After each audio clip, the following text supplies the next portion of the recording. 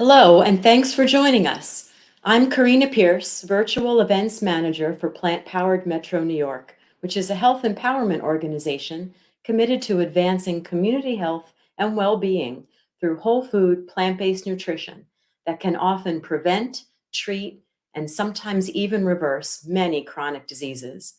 Welcome to Nourish Your Mind, a three-part exploration of the connection between what we eat and our brain's health. Through this series, we'll cover the science of nutrition and the daily practices that can make a difference. Our session today focuses on meal prep and shopping for brain health. On behalf of Plant Powered Metro, I'd like to thank the many organizations that have partnered to make Nourish Your Mind possible, including the Michael J. Fox Foundation, New York City's JASA, the Marlene Meyerson JCC of Manhattan, the Lewy Body Dementia Resource Center, Riverdale Senior Services, and my local Basil Bandwagon Natural Foods Market. This week, we'll go into the kitchen with Laurie Courage, an experienced health coach, culinary educator, and chef, to explore the practical ways to make whole plant foods a central part of our meals. Laurie will demonstrate simple dishes filled with fiber, healthy fats, and plant-based protein, and share tips for overall cognitive health with special consideration for Parkinson's and Alzheimer's disease. Then we'll view a virtual shopping tour to discover ingredients for brain-healthy meals with plant-powered Metro's own Sergio Villavicencio, followed by a Q&A. Please share your questions as we go along, and we'll take as many of them as we can. And a reminder, as you listen, that you should always discuss diet and health with your own healthcare provider who specializes in cognitive health and nutrition so that you can tailor a diet that best meets your needs and your symptoms. So let's get to it. We're grateful to be joined today by Laurie Courage, Plant Powered Metro Network member. As a culinary educator, Laurie works with many people over 50 to reduce their need for medications, restore their health and energy, and make lifestyle changes that last. Laurie is an experienced Food for Life educator through the Physicians Committee for Responsible Medicine. She's a certified plant-based nutrition expert and a professional plant-based chef. She's a certified health and wellness coach with over 20 years of coaching and mentoring experience. Laurie, again, will take us through some easy and delicious meal prep for boosting brain health. And we'll be putting a link to all of her great recipes in the chat so you won't miss a thing. Welcome, Laurie. Thank you so much. And I'm very excited to be here today. This is such an important topic, one that we unfortunately don't really think much about until we need it. I'm really excited to be part of a three-part series talking about both the health issues surrounding food and Parkinson's brain health, as well as food and Alzheimer's brain health. So today is a little bit more about the practical how-to related to not only mostly a plant-based diet, but also the things we're looking for as we consider our brain health. So what I gave you today are several recipes, some of which I've done some preparation in advance. So we'll see how easy it is to assemble them. And we're going to have some fun with our food. So as we start, the first thing I'm going to do is make what I call golden lentil and whole grain soup. And the reason that we're starting there is because fiber is an incredibly important part of our diet, both insoluble and soluble fiber. You may have heard that term. Both of them are important because one is really nurturing our gut microbiome and the bacteria in our system, sometimes, which is one of the biggest challenges around Parkinson's, as we heard last time, to really nurture our gut microbiome. And the other one is to help keep us regular, because we also know that constipation is a challenge, as we heard Dr. Duda talk about. It's also very important for Alzheimer's as well, to really nourish the body with a lot of good fiber. And if we're looking to get, as he said, 30 or 40 grams of fiber a day, a great way to do that is with beans and grains and vegetables. So I thought I'd start with something pretty simple. The reason I love this is it's one of these dump everything into a pot and ignore it kind of recipes. One of the challenges we have when we're either experiencing some challenges with brain health, or we're taking care of someone who is in that position, is that we don't have a lot of time or free hands. So what better recipe to start with than throwing everything in a pot? In this particular case, I'm going to use an electric pressure cooker called, in my case, an Instant Pot. There are a number of varieties, but I've also included instructions so you could just make this on the stove. You could make this in a slow cooker. Whatever you have is most important. So I'm going to start with, here what you'll see is I have some golden lentils. So golden lentils, yellow lentils, have very much the same properties as red lentils. So if you can't find golden lentils, by all means use red. The red and the yellow lentils kind of disintegrate. They become like a creamy soup. Brown and green lentils are a little bit more, they have more texture. So you want to use a soft lentil. And one thing I wanted to remind you, for both the quinoa, and in this particular case with quinoa, I used a tricolor quinoa. Why? Because the more color we add to our diet, the more flavonoids, phytonutrients, antioxidants. So in this particular case, I added some color, but regular quinoa is fine too. What you'll always find with quinoa and with lentils is we need to rinse them first. And I just wanted to show you how I do that. I just use a very fine strainer, rinse them for about, 15 seconds. In the case of lentils, you're getting any little pieces out of them. Maybe there's a little stone. In the case of quinoa, you're rinsing off a little bit of what some people would describe as a little aftertaste, just to make it as delicious as possible. And so this is just a regular pot. And I'm going to take these things, and again, I rinsed them earlier. And it's super easy. And of course, because I rinsed the lentils, I'm just going to get those out. It's always good to show you how it really is. So because I rinsed them about 10 minutes ago, it just stuck to the bottom of the bowl. So I'm just going to take this out. Rinse them just before you're cooking them. That would be good. Okay, sorry about that. And now the quinoa. And I'm putting it in there. And you can see from this recipe, the hardest part is just, so I'm just going to throw them in the pot. The hardest part is chopping some things in advance. Of course, you can usually buy carrots and celery already chopped, if that's easier for you. And in this particular case, they said to include Roma tomatoes. So those are plum tomatoes. But here, this is just a box of tomatoes. It has no other ingredients. It's in a box, about 28 ounces. That's about the same as you would see if you got 4 tomatoes. And we're also adding 4 cups of, in this case, low sodium vegetable broth.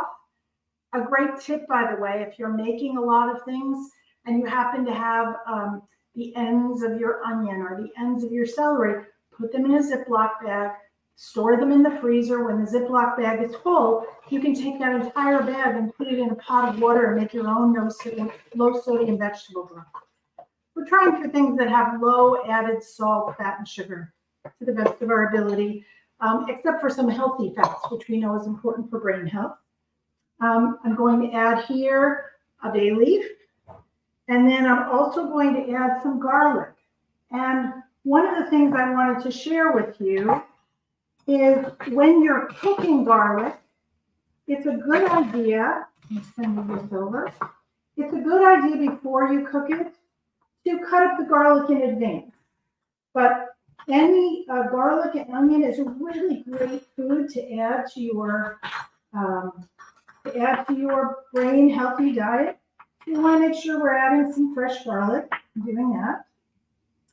And here, just going to throw that in. Have some fresh garlic. The other thing I wanted to share with you is ginger. So there are a lot of ways to eat ginger. You can certainly have powdered ginger. This is one of the foods that I really encourage you, just for the flavor, to possibly grind yourself or maybe get a little tube of garlic. And the good news is if you're nervous about using a knife, you can actually peel garlic with the back of a spoon.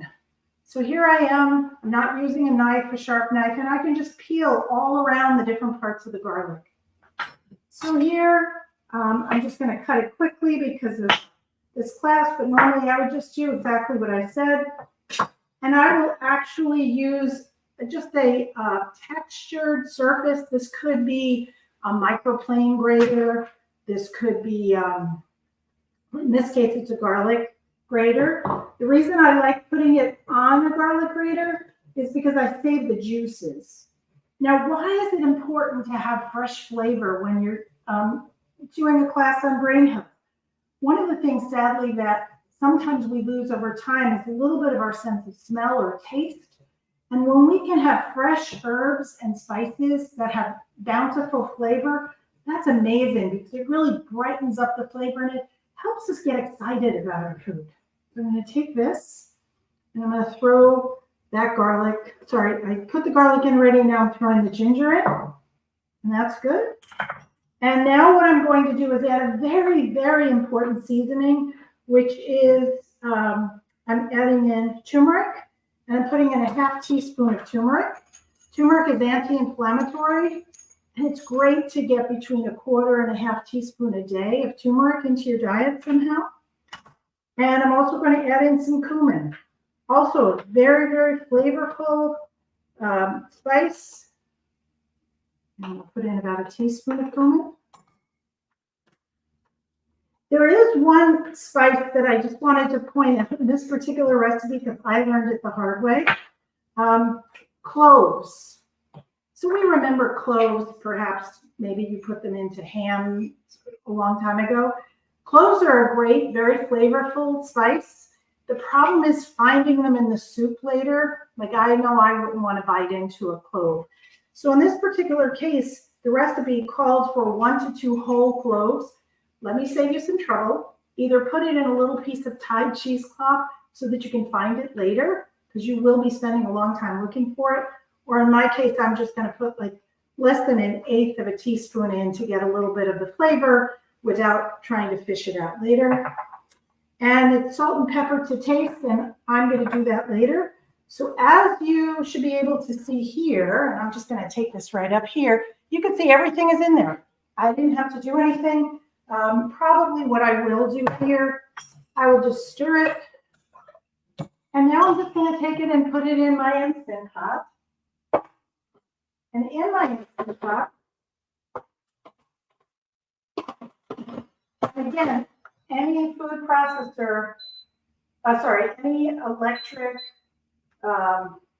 pressure cooker would do. I tend to put a towel over the top just so it comes up to pressure. I've now said 4 minutes. Now I'm going to ignore it.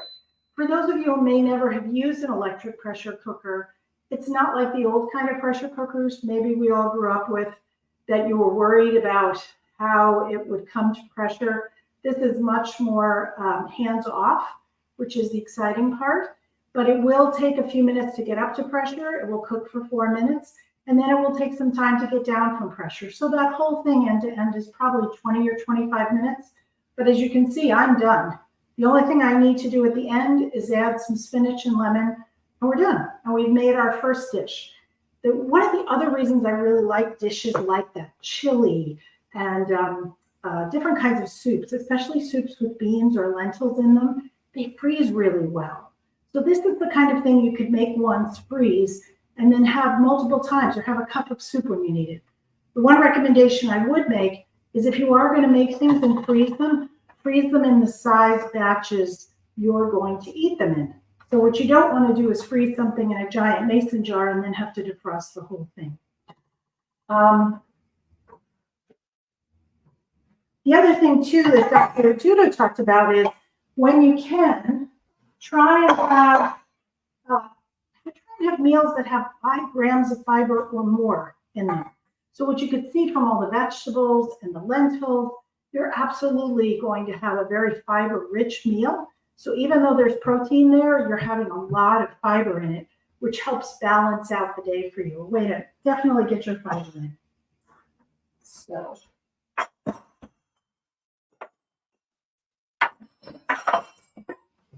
Okay.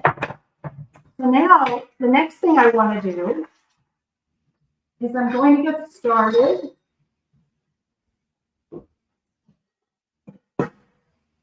making a tofu scramble. And the reason I want to start that next is it's going to take just a little bit of time. And you may not have ever had a tofu scramble before, but if you haven't, I think you'll really enjoy it. There are such simple ways to make tofu scrambles. I've added in some extra ingredients just because of the class today that I felt would be really super helpful. So I'm going to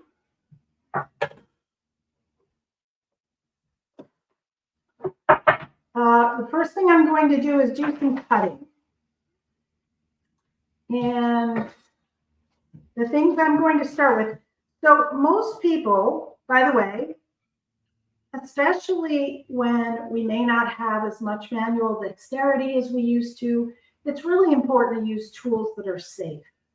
And there are lots of things. We can buy chopped onions in advance. We can certainly buy little machines where you can put the onion in it and then press it. In this case, I'm using a knife. And what I just want to remind all of you is it's really important to have a sharp knife. And the reason is we're much less likely to cut ourselves. So just a simple technique. This type of a steel rod usually comes with many knife sets we may have gotten through the years. It's relatively inexpensive, but it's a great tool. And all I remind people is if we look at this and it's 90 degrees and then 45 degrees and then down to 20, we go up and down 2 or 3 times. And what that does is that really helps to make sure that whatever we're cutting, we can be super careful. So here I'm just going to cut an onion. And remember I mentioned before that if you wanted to make your own vegetable broth, anytime you cut part of a vegetable, you can just throw it in a bowl. When you're done, I'll take that and put that into a plastic bag and put it in, or a container of some kind, and put it in the freezer. When the bag is full by the end of the week, I'll throw that in a pot of water and make my own vegetable broth. Just a way to keep it affordable, less waste, and more flavor. So here, one of the reasons I happen to like making tofu scramble this way is it's quick. So I'm not even going to be too particular with how I dice my onion. I'm just trying to cook them. So I'm just taking onion.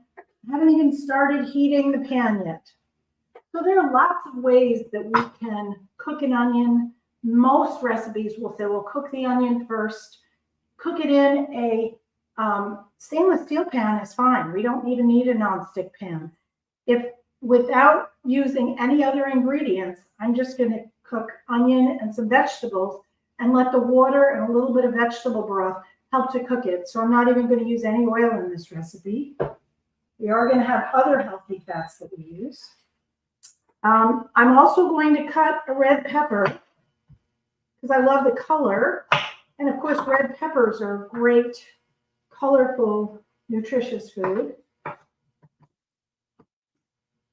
And you notice I'm not even worried too much about when I'm putting each food in here. This is a nice trick if you have never seen it.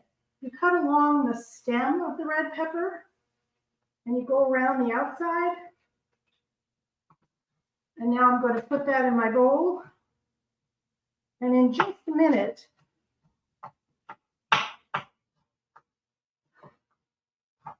my red pepper is cut. So here I have red pepper. Okay.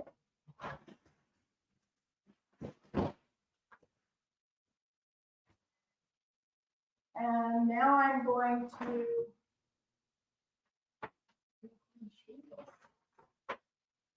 I have a pack of mushrooms. So in this particular case, I haven't even cut the mushrooms in addition. My goal is really to show you that you do not need, you don't need to cook with oil if you don't choose to. You don't need to cook things one at a time. Most of us are happy just being able to get food on the table. So here I'm just going to splash a little bit of vegetable broth, and now I'm just going to start cooking. And the good news with peppers and onions and mushrooms is that will cook and will release some water itself, and it will probably take us about 5 minutes. And while that's cooking, I am going to show you what else we're going to add to it. So I have some tofu. This happens to be split into 2 parts. And I'm just going to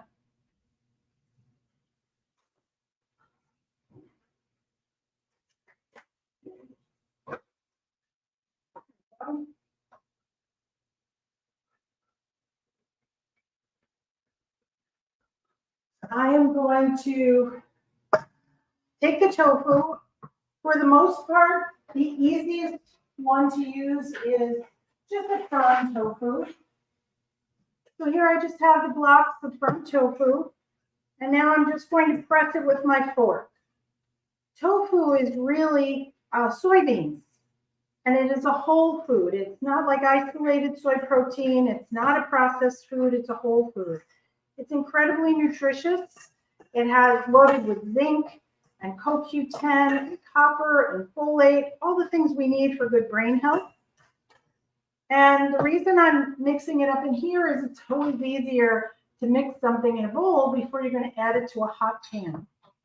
So in this particular case, what I'm adding, I'm going to be adding some cauliflower rice. And the reason I'm adding cauliflower rice to this dish, most people will just make tofu, maybe with some vegetables, some salt and pepper, maybe some garlic powder. And that's perfectly good. We're going to add a little bit more flavor. Remember what I said before about taste. We want to just wake up our senses and really taste and smell some delicious things. So here I'm using cauliflower and tahini. The cauliflower I'm using because cruciferous vegetables are a really important part of a brain healthy diet. So I'm sneaking some cauliflower rice in. You know, when we put cauliflower rice in a lot of our foods, we don't even know what's in there. It's kind of a hidden ingredient. So I have Dijon mustard. I have some tahini. Again, sesame seeds, another way to get a healthy fat in our diet. I'm adding in some nutritional yeast. Nutritional yeast offers a bit of a cheesy taste. A little bit of nutritional yeast. And I'm cooking over here, and this is just cooking down. It's just all the vegetables are just releasing their water. I'm going to add in some garlic powder. And if you wanted to, you could put in fresh garlic. And then I'm going to add in one more ingredient, which you may or may not have heard of before. In an Indian spice store, you might have heard the term kala namak, which is an Indian, it's called a black salt. You can see in this case, it almost looks black, and in this case, it looks more pink. But you can tell right away if it's black salt because it smells like sulfur. And the sulfur is a very familiar flavor for us because that's how eggs taste. So I've added in a little black salt. And the other thing that I'm adding in is turmeric. And the reason I'm adding turmeric is not only is it anti-inflammatory, but it also gives a nice yellow type color to what you're making, which is like eggs. So now that just looks like a bowl of like a crumble.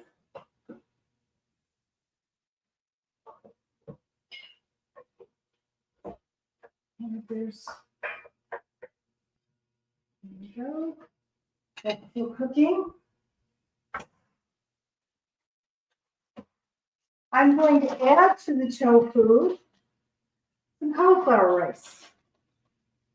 So now I've done a couple things. By adding cauliflower, I've doubled my meal. I've cut my costs in half. I haven't really changed the flavor. The flavor is really coming from the seasoning and the spices.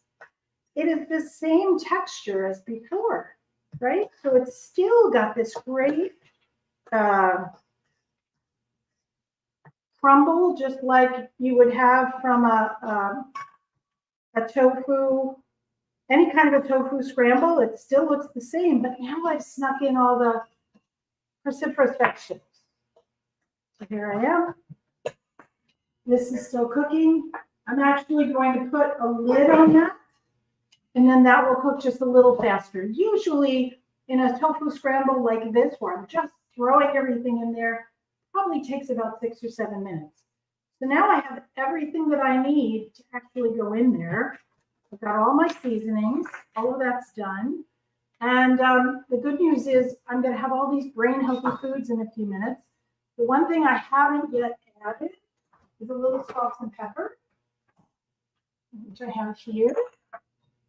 And again, just a tiny bit. There's really no need to add very much salt. As a matter of fact, I usually like to add the salt at the table. Most processed foods are loaded with sodium.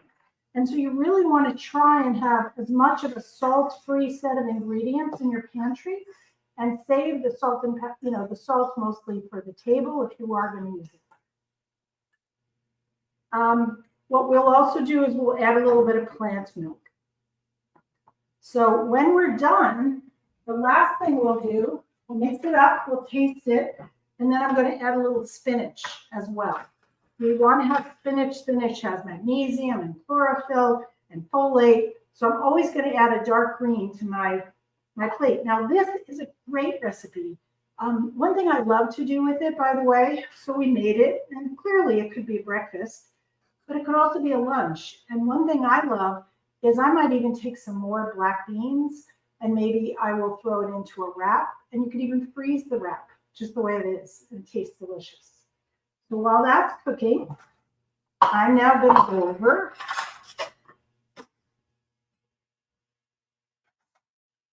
and I'm going to show you some of the things I already made a little earlier, and show you how to fit that into your diet.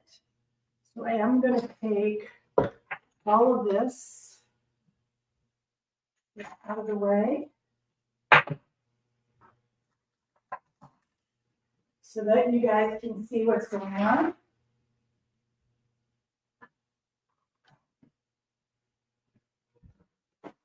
Okay, so this is here. I can do it. Okay. So now we're going to, I want to show you how easy it is to make overnight oats.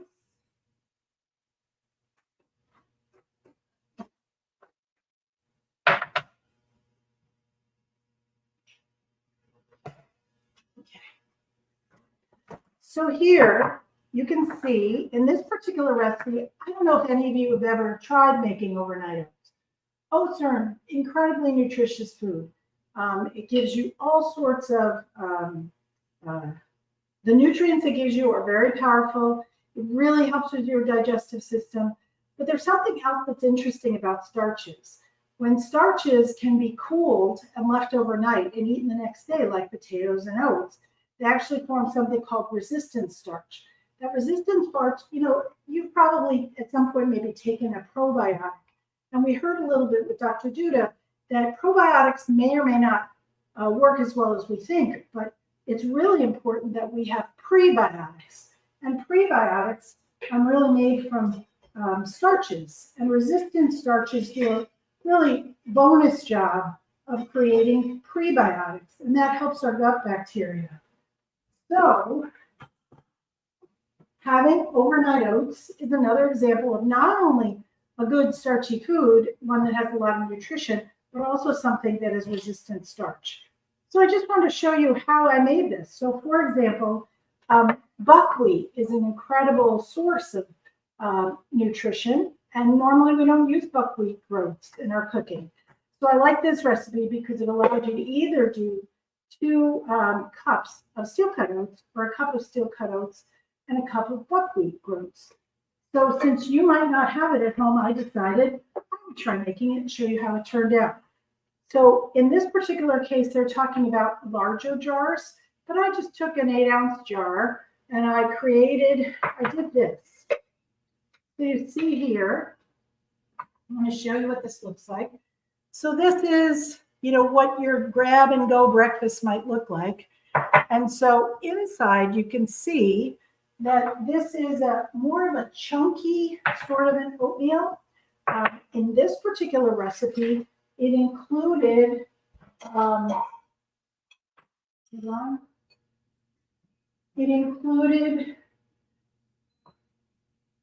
going to start adding the tofu, just so we can keep the class going. In this particular recipe, it's more chunky. So let's take about half of the jar. So I have about half of the jar. And then what I'm going to do is just take some of my favorite berries. So I've got blueberries and I've got strawberries. I'm just going to put them into the jar. And then I'm going to put some of the oatmeal back on top. And then on top of that, I'm going to sprinkle some cacao nibs. And I'm going to sprinkle some walnuts, another good source of omega-3 fatty acids, and a little bit of flaked unsweetened cocoa. So now you can see that this has lots and lots of flavor. And then maybe just because I'm going to grab it on the go, I'm going to take a little bit of soy milk and pour it on top. So now, as you can see, I have a grab and go source of a snack, especially in the smaller size. It's got a lot of phytonutrients, antioxidants, flavonoids. It's super tasty. I will tell you that the cardamom in there makes it a little bit more like a savory sort of breakfast. And if you don't like cardamom, by all means, leave it out. If you like cardamom, lean in and have more. But it definitely has its own sort of flavor to it. Cinnamon is great. Cinnamon is super healthy and gives lots of flavor. So some people, if you don't want to eat it cold, you can just bring it with you and it'll get to room temperature in probably about an hour. Or you could even put it in a pot with hot water and let it heat up that way. But the important thing is you now have some resistant starch, super flavorful, really filling, a very good source of fiber, and a very good ratio of carbs to protein, so that this is something that should be really relatively easy to eat at any time of day. So as I finish up with my tofu scramble, you can see here what the tofu scramble looks like. I'm just going to add in spinach. I've got these.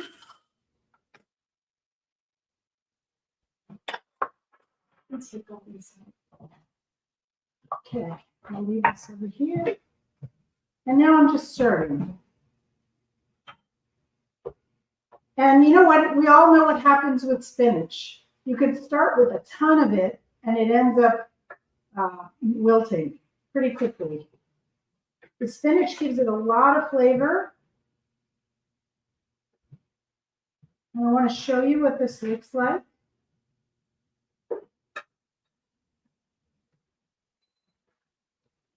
So you can see it's a pretty color, kind of a yellow-orange.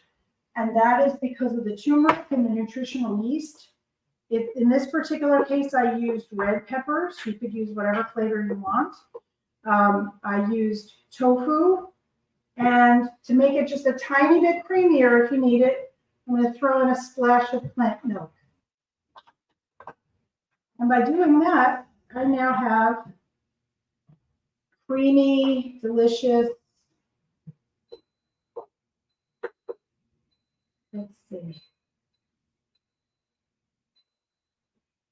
Very good. So now I'm going to add in a tiny bit of salt and pepper. And in the background, I just heard that my Instapot has finished its 4 minutes of cooking our soup. Okay. I have this.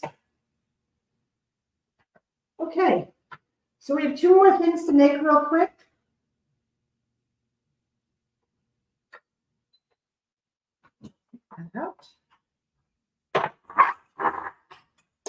One of them, can you get this? One of them is a dessert. And again, this is something that I made in advance. Super simple. This is the cherry chia cacao pudding. And in this particular case, here's what we did. I took, where's the,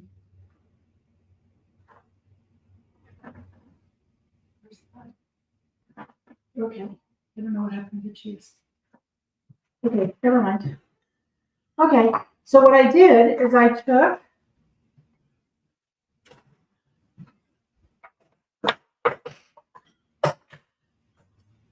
took the chia seeds, and you'll see here it's chia seeds, plant milk, and cacao powder, which I used.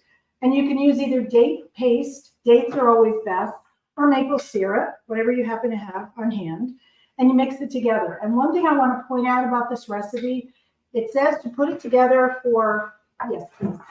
It says to put it together. This is what a chia seed looks like. You can either get black chia seeds or white. If you were making like a vanilla pudding, you would use white. It didn't matter here, normally they're black. It says to stir it after 15 minutes before you put it in the refrigerator. Don't forget to do that. And in this case, it was very, so I used some cacao powder. You could use cocoa powder. I used cacao powder. And all they recommend doing, and I want you to see what the texture of this looks like. So you can see here, it's very thick, right? It's been in the refrigerator for a day.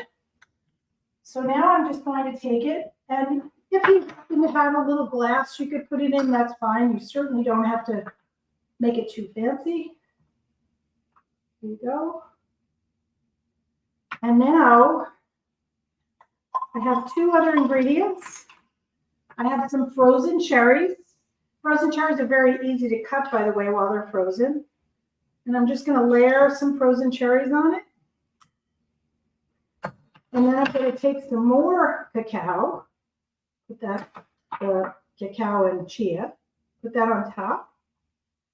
And then I'm going to take more cherries and put that on top. And then some shaved cacao chips. So this is a dessert that is incredibly yummy, very easy. If you have a fancier dish, you could make layers of it. But the most important thing, it's a great source of omega-3 fatty acids. It's a wonderfully healthy fat for your brain. It's super easy to make. It's very inexpensive. And cherry and chocolate, if you haven't done that typically, is a great combination, especially with all the phytonutrients in the cherries and how healthy unsweetened cacao is. So we just did another recipe real quick. That's that.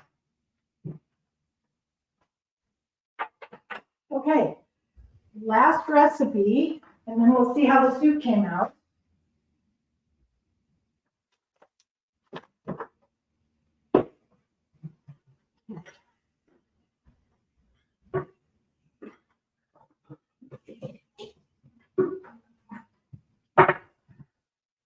Can I have all the pieces, please?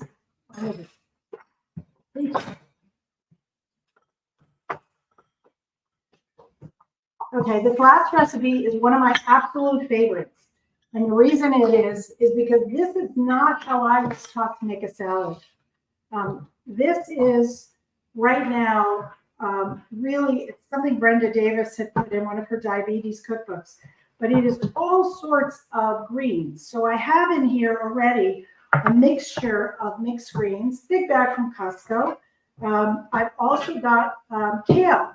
Now, you may have used kale before, but dark green leafy vegetables are so important, and kale is a real powerhouse. You may typically find curly kale that's in your supermarket, but this is lacinato kale. And lacinato kale is dinosaur kale. It's kind of got almost like a smooth reptilian skin. And if you don't already know how to strip kale, you just hold it from the stem and you pull it, and now you've got all the important parts of the kale, and then you can obviously tear that up or cut it up and put it in the salad.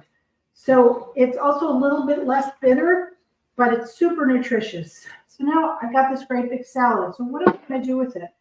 Well, a full meal salad is one where you have a combination of not only the greens. You know, many of us grew up with a little poor tomato and maybe a little bit of cucumber in our salad. That's not what this is about. This is an entire meal, and it's also an entire rainbow. We need a lot of phytonutrients when we're fighting for our brain health. So just to give you an idea, and I put in some inspiration here, one of the things that I first will add is some red cabbage. And the great news when it comes to cutting is a lot of times red cabbage is already available at the store sliced. So I've added in that as my color. Now I'm going to start adding in other things. So over here, and I'm doing this on purpose in a certain order because I want you to see what happens, because some of us will make it once and then eat it for a few days. So I'm going to take zucchini, and with that zucchini, I am looking for my neck.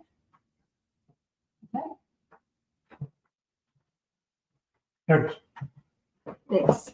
Got it. Okay. So with the zucchini, I'm actually using both green and yellow squash, right? And the good news is zucchini lasts really well in an airtight Ziploc bag. It doesn't turn, not like a cucumber. So if I were going to make salad and want it to last for a few days undressed, I'm going to use zucchini. I'm not going to use cucumber. Save the cucumber for the fresh salad you make. And in just a minute, I took an entire zucchini that was yellow and an entire one that was green, and now they're part of my stored salad. The next thing I'm going to do is I'm going to add in some celery and some carrots. So that's good. I'm also going to add in, and I'll just cut off part of this. Normally I would double batch the salad and use the entire peppers. But in this case, I have a yellow pepper, an orange pepper, and a red pepper. Red bell peppers are incredibly nutritious for brain health. And of course, they have different flavors depending on their level of ripeness. So I like to add in all the colors, all the flavors. And again, this will last for a few days. So I think you're starting to get the idea of what my salads look like. Now I'm going to take broccoli. So this particular broccoli is raw, but you could steam it. You could blanch it. I'm also going to take a little bit of sweet onion. I probably wouldn't put in raw regular onion, but sweet onion is a nice flavor. I don't need that much. I can also put in, if I want, a little bit of red onion. So again, red onion in a raw salad is fine. I'm going to use cherry tomatoes instead of cut up tomatoes. Very colorful, but if I cut up the tomato, it's going to make the rest of the salad soggy. And something you might normally not do, I'm going to add in blueberries. Blueberries are great, and again, they do really well when you're trying to have something that lasts for a while. And then the last thing I'm going to put in, just quickly, I happen to love dill in a salad. So here I've got a whole bunch of dill that I washed. I'm going to take some of it and put it right in my salad. And I also want to share a trick that I do for anybody who is so frustrated because your herbs kind of fade. Dill is one of the great ones where you can cut it all up, put it in a Ziploc bag, keep it in the freezer, and it will last. It won't be 100% of the flavor you had before, but it's great to throw in any sort of salad. It gives a lot of, the smell is amazing, gives a lot of flavor. So I want to show you, before I do anything else, I want to show you what this is looking like. So here you are. You've got a really colorful salad. Now, here's the thing. All the other things that I have that are related to this will end up, over time, making the salad a little soggy. But I want to show you what I would add for my salad. So if I were making my own salad, here's how I would do it. Or if I were having company, or if I were making a big dinner for my family, I would take this combination, this wonderful combination, and then I'll reach for this other tray. So this other tray, I'm going to get these out of the way so you can see. Hi, Laurie. We have some really excellent questions coming in. So if it's okay, I'm going to ask you while you're finishing up. Yep. So we had a question. I'm just going to say, I'm adding the things that wouldn't last. So what you'll see I'm adding in sweet potatoes, berries, blackberries, and beans, right? So now I've got starches, beans, and I would probably throw on some seeds. So I'll just finish. Excellent. Okay. And that looks great. Thank you so much. What a great cooking session. And also in the handout that everyone can see in the chat, we have the recipes for the dressings and the recipes for alternatives to add to Laurie's main dish salad. So Laurie, we have a question about the riced cauliflower that you used in the tofu dish. Yes. Did you put it in frozen, or was it room temperature, or did you warm it up? You could put in, I bought it both ways. This happened to have been cooked in the microwave, so it was warmed up already. If you did put it into your plate, and I've done that before, just from the refrigerator, where I just ground it up, it's going to take longer to cook than the onions will take, and it doesn't release any water. So if I were to do that, I would put the onions on a lower temperature, and I would probably cover it so that the cauliflower can steam. The cauliflower needs to steam, so that by itself would probably take 10 minutes on the stove. So that's why either room temperature or microwave is usually best. Thank you. So also frozen cauliflower or fresh cauliflower, you're saying they're both great for this. One just will take a little bit longer. One will just take a little longer. And excellent. If you cook it first, it helps shorten the process. And I did do the dressings, and they're both good. Okay. Thank you. We have another question about the chocolate cherry chia pudding. Yeah. If someone is not a fan of the texture of chia seeds when they are soaked, could they grind it, and how would that be different? They could grind it. It's probably still going to have some of the same texture. Another healthy fat, if you would, creamy type of dessert would be to take avocados, cocoa, a little bit of maybe agave, so it doesn't have too much of a distinctive flavor, and a little vanilla, and you can make like a chocolate mousse out of it. But if you do grind chia, I find that they still have some of the texture. It's not as much. So you could try it. It doesn't hurt to try. And you can always make one serving. You don't have to make as much as in the recipe. Great. And there's a great question from Dr. Rachel, just in terms of simplifying some things. If people are not a big cook, I might even answer this one myself. If I want a tofu dish, I might just mash the tofu and then just saute a little onion in the pan with the pepper, and then just do it in 3 steps. In case I'm not able to or interested in, doing something longer or more complex. So there are definitely ways to simplify some of these things, right? Yes, absolutely. Like I said, I gave you some creative ideas, but simple is best. Whatever you eat is best.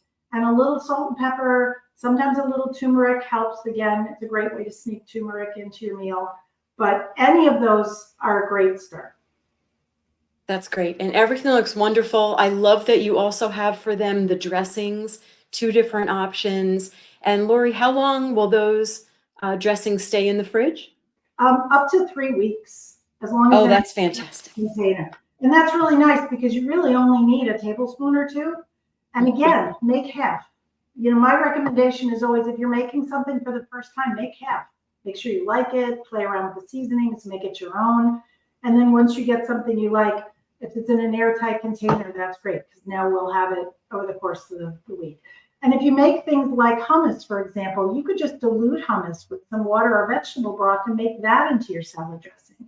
Or just that sounds wonderful. Thank you, Laurie. Thank you so much. I know how much work it takes to make it look that simple and to show us so many different treats today. So thank you so much. So that's all the time we have for questions, but if you still have some, we may be able to answer them in the chat. I'd love to have us move along now to the grocery store tour. So keep an eye out for the foods high in fiber and phytonutrients. And let's take a look at our virtual grocery tour.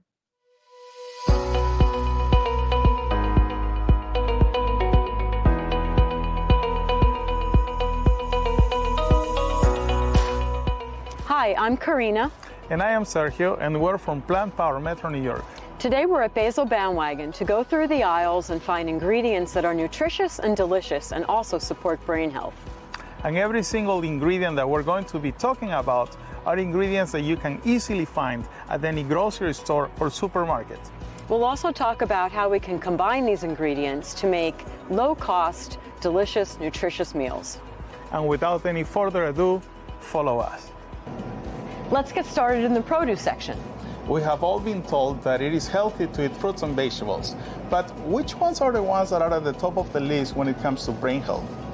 Colorful fruits and vegetables like berries, sweet potatoes, citrus fruit, broccoli, and kale are super high in antioxidants, which is very important for muscle health and brain health, and for everyone.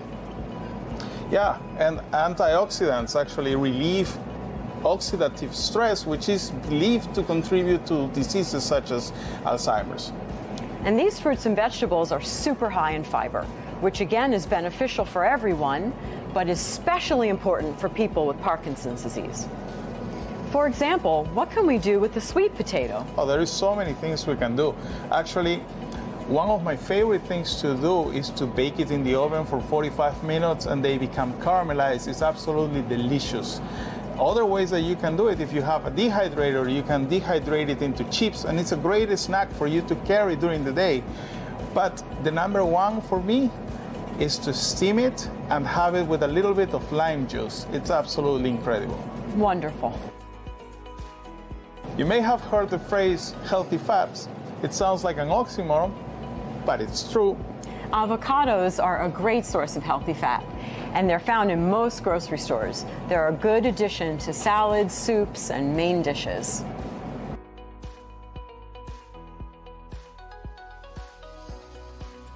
Here we are in the grains aisle. Let's take a look at our selection of whole grains.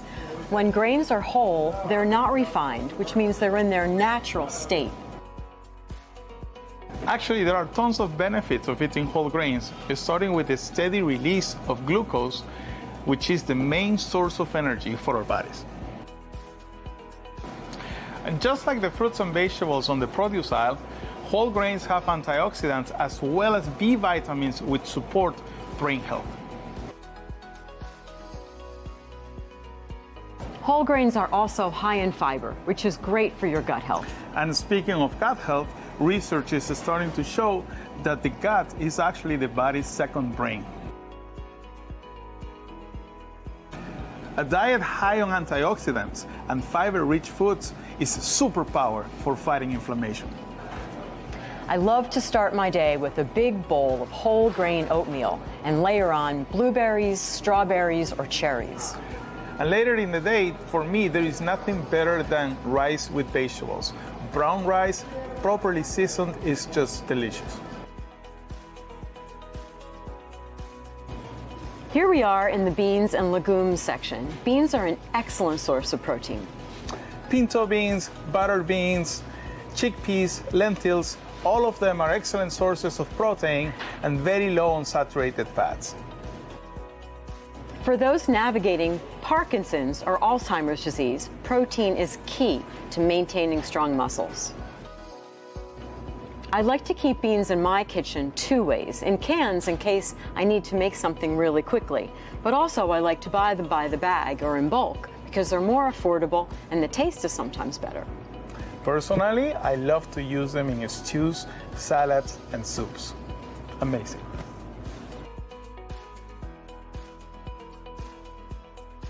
Welcome to the refrigerated section. Tofu, tempeh, and soy milk are excellent stand-ins for animal products, and they're much higher in fiber and much lower in saturated fat. My favorite way to use tofu is to air fry it. Zero oil, same results. You can also bake it, and you can use it in sandwiches, or you can put it on the blender with other things to make dressings. It's amazing. My favorite way to use tofu is to make it into a chocolate mousse or to make it into a creamy cheese-like sauce for pasta and vegetables. And while we're in the refrigerated section, let's talk about why this part of every grocery store is the best kept secret for brain healthy foods. And buying only fresh produce, you might be thinking, won't it go bad before I get a chance to use it all? Well, not if you buy it frozen and you keep it in the freezer. And in the nuts and seeds aisle, we find more of those healthy fats that we mentioned earlier. And if you don't care for those foods, many people choose to take algae-based supplements for omega-3. Staying hydrated is great for brain health, so drink lots of water. And if you want to spice it up, you'll find some brain-healthy ingredients at the tea and spice aisle of any supermarket. Turmeric and ginger are known for reducing inflammation. Meanwhile, tea, especially green tea, has antioxidants that protect your brain from oxidative stress. Thank you for joining us for our Brain Health Grocery Tour. We hope that everything we share with you will help you make better choices when it comes to finding the right ingredients to support your brain health. And signing off, Sergio and Karina from Plant Powered Metro New York.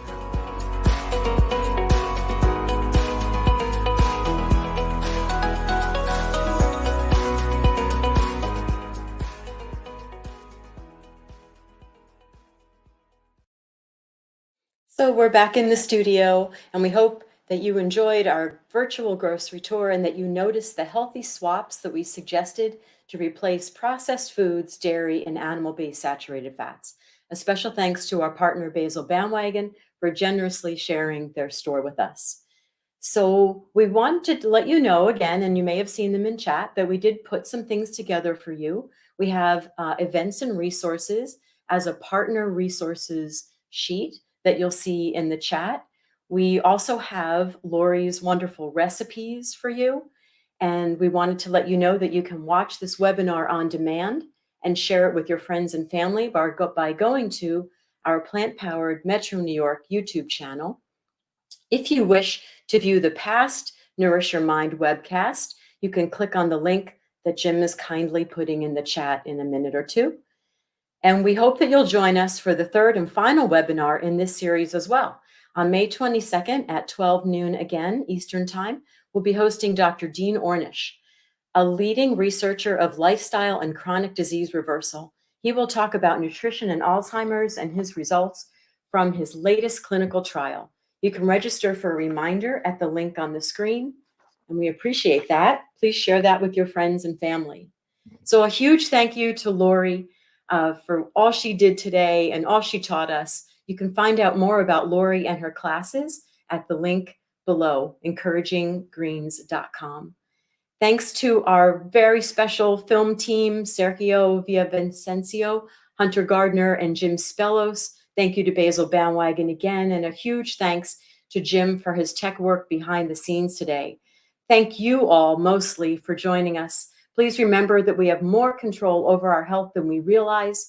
Adding more beans, vegetables, fruits, whole grains, nuts, and seeds to our plates can have numerous benefits for the health of all of our organs, not just our brains, but for our brains especially.